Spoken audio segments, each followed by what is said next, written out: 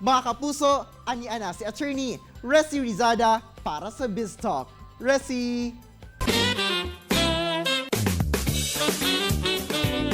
Thanks, Arjel! Welcome to Biz Talk, mga kapuso! Mahimong hot gyud ang ato ang buntag tungod kay makauban nato ang kapuso heartthrob and kapuso actor Gil Cuerva. Hello Gil, maayong buntag and welcome sa At Home with GMA Regional TV. How are you? I'm doing well. Hi, attorney. Hope you're doing well as well. Yes, I am. Ayan, how are you and what have you been doing lately? Lately, wala masyado. Pero I guess in small ways, I try to help sa... May business kasi yung brother and sister ko. It's a seafood business. So, nagbebenta sila ng crabs and prawns. So, ako, tumutulong lang ako. I mean, I have nothing to gain. Pero at least, diba, just trying to keep productive. Aside from that, I guess working out. Nakita namin sa mga social media accounts mo yung iyong fur babies, ang iyong mga cute na doggies. Ilan ba sila? Tsaka ano yung mga bonding moments mo with them? Dalawa sila. So, isang black na toy poodle and isang white na bolongka. So, their names are, yung puti is Pepper, that's my dog. Dog ko talaga si Pepper. And then si Duchess, family dog.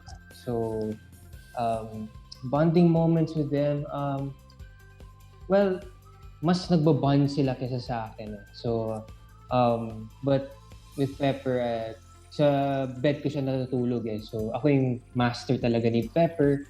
Si Duchess naman, yung mom ko yung master. So, sa tabi ng mom ko siya natutulog. But it's so nice to have dogs at home kasi yun nga, it's nice to play with dogs and spend a lot of time. They bring you happiness kasi. But for me, nasabi ko nga before no, na dogs are emotional support animals. So, let's say if you're going through something in life, let's say malungkot kayo, if you have a dog at home, maybe you can they can cheer you up or make you feel better in some sort of way. Right. They make you even feel better at home, right? Oo. You are one of the Kapuso heartthrobs, no, and earned even a lot of followers since you officially joined showbiz in 2017. Siguro in terms of your career, Gil, what has been your greatest learning so far? You really have to. Nothing great is given; it's earned. So if you want to achieve goals or accolades, you really have to earn for them. In my case, if I want to get a role, if I want to have more work, I really have to work for it. And I guess I learned that from I guess these past 3 years na, you know, I see everybody like around me. Like I guess that's a good thing by having a lot of good actors and actresses at GMA. Nakikita ko kasi how much work they put into their craft. In anything and everything you do, whether it's in showbiz, whether it's in business or whatever field of work, if you really want to achieve great things, you really need to work hard for it. And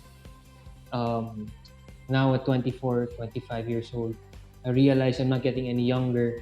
I need to really work hard because I need to start thinking about my future. So, ayun. Yun yung mga learnings ko from my acting career so far. And eto, Gil, marami ang interested to know more about personal facts about you. So, we'd love you to answer our celebrity slam book questions. Okay, eto first. Your best shot. Eto first, full name. What's your full name? Guillermo Ernesto Eleazar Cuerva. Wow. Zodiac sign. Leo, the best. Favorite food. Steak. Hobbies. Basketball. I like watching MMA. I like watching American football. I love sports in general. I also love video games. But basketball talaga yung hilig ko. Number one, no? Eto, first friend naman in showbiz. Who was it? I think I'd have to say si Migo Adeser. Okay. And finally, what makes you blush? What makes me blush? Acts of romance. When I see anything very romantic. Thank you very much, Gil. Maraming salamat for joining us this morning. Have a great day.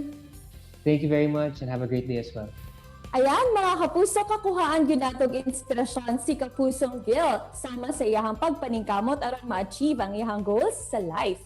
Chillax lang sa mga kapuso, mubalik pa ang At Home with GMA Regional TV. Kini ang At Home with GMA Regional TV.